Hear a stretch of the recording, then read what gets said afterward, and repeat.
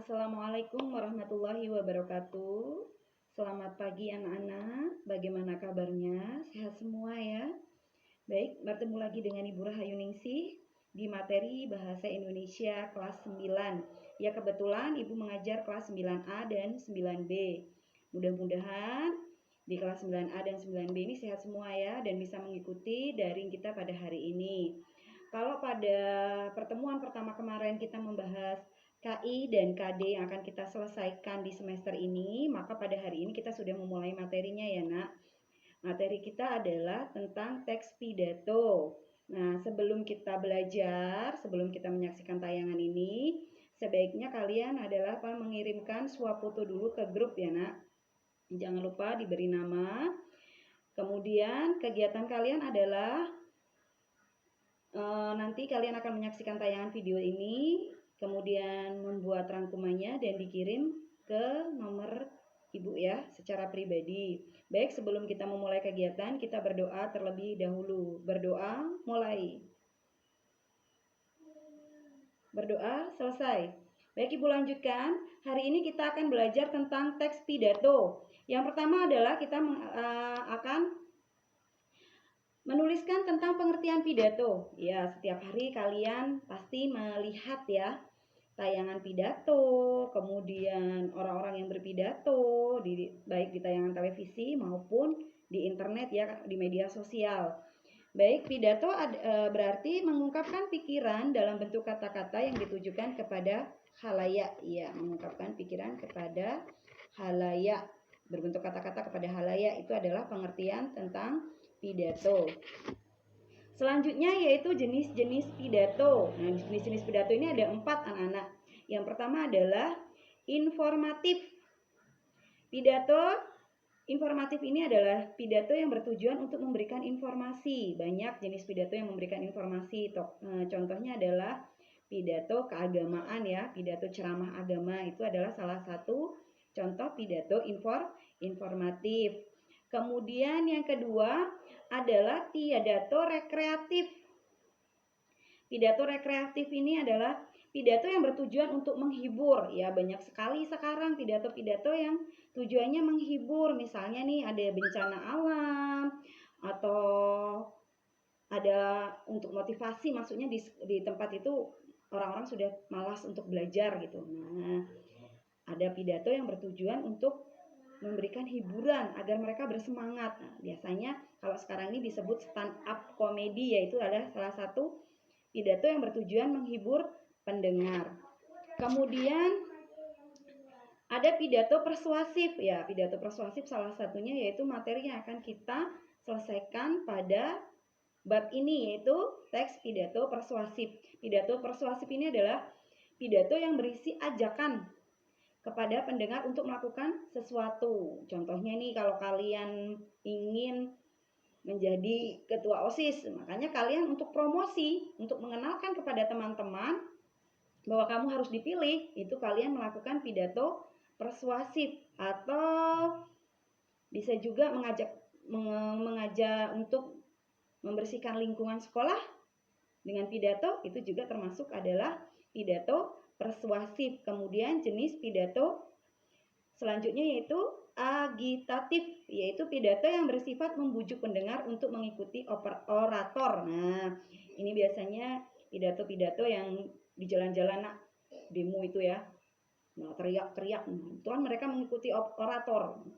Turunkan harga BBM, mereka semua berteriak turunkan harga BBM. Nah, itu masuk kepada jenis pidato agitatif ya. Baik, selanjutnya tujuan pidato, karena tadi kita sudah membahas jenis-jenis pidato, ada informatif, ada rekreatif, ada persuasif, ada agitatif. Nah, sekarang tujuannya. Nah, dari 4 jenis pidato tadi mempunyai tujuan. Yang pertama adalah tujuannya memberikan sebuah informasi, wawasan baru, sebuah informasi kepada pendengar. Kemudian tujuan pidato yang kedua adalah meyakinkan pendengar. Nah, ini yang persuasif, meyakinkan pendengar. Tujuan pidato yang ketiga adalah menghibur pendengar, yang stand up comedy itu tadi, menghibur pendengar supaya tidak bosan, supaya tidak jenuh, ada stand up comedy.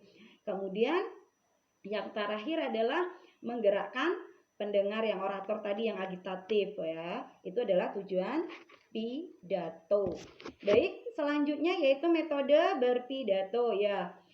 Di dalam berpidato tidak asal berpidato, nah ada metode-metodenya. Sebenarnya kita juga sudah secara tidak langsung metode itu sudah digunakan, tetapi mungkin secara teori belum ya. Baik, metode pidato yang pertama adalah memoriter. Ya, nah, metode pidato memoriter ini adalah menyampaikan pidato dengan cara menghafal. Nah, banyak nih kalau kalian ya, kalau disuruh tugas pidato menghafal ya, menghafal. Berarti kalian membuat teks terlebih dahulu, kemudian kalian hafalkan. Nah, itu adalah jenis pidato memoriter. Apa tuh? Metode pidato memoriter, bukan jenis, maaf. Metode pidato memoriter, menghafal. Kemudian yang kedua adalah metode manuskrip, yaitu pidato dengan cara membaca naskah. Nah, banyak boleh kok membaca naskah itu boleh, tetapi biasanya kalau pelajar lebih dominannya kepada menghafal ya. Lebih kepada menghafal. Nah, kalau metode naskah ini ya Bapak Presiden kita pun dia menggunakan naskah supaya apa? Menghindari banyak kesalahan berbicara. Apalagi seorang pemimpin itu harus hati-hati sekali berbicaranya. Makanya menggunakan teks, pidatonya menggunakan teks. Walaupun menggunakan teks juga tidak melulu pegang buku, pegang catatan di depan muka, tidak. Tetapi teks tersebut diletakkan di bawah dan sekali-sekali melihat kepada audiens. Kalau misalnya di kamera ya sekali-sekali melihat di kamera, tidak melulu berhadapan dengan teks. Berarti perlu dipelajari terlebih dahulu baru nanti disampaikan kepada pendengar. Jangan mentang-mentang pakai teks berarti tidak belajar, tidak. Tetapi harus dipelajari terlebih dahulu teks pidato tersebut. Kemudian kalau yang selanjutnya yaitu metode pidato impromptu. Nah, impromptu itu yang bagaimana, Bu? Nah, impromptu itu yang serta-merta tiba-tiba. Contohnya begini, kalian ketua OSIS, kemudian anak pramuka mengadakan perkemahan.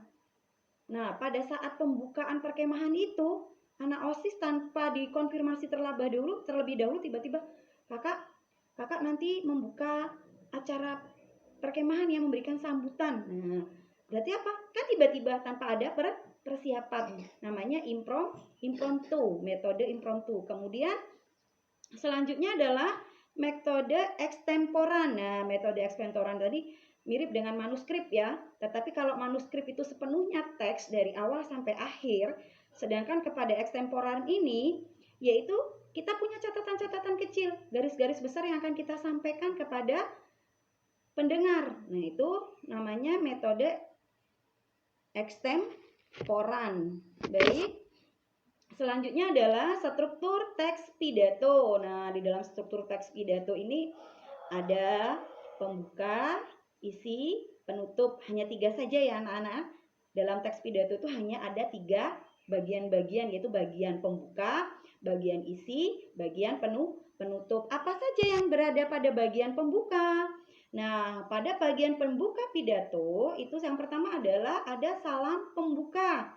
Ini wajib ada dan harus ada ketika kita berpidato, kita menyampaikan salam pembuka. Boleh secara nasionalis, boleh secara daerah ya. Biasanya lengkap nih. Assalamualaikum warahmatullahi wabarakatuh. Ini masuk kepada kategori salam pembuka.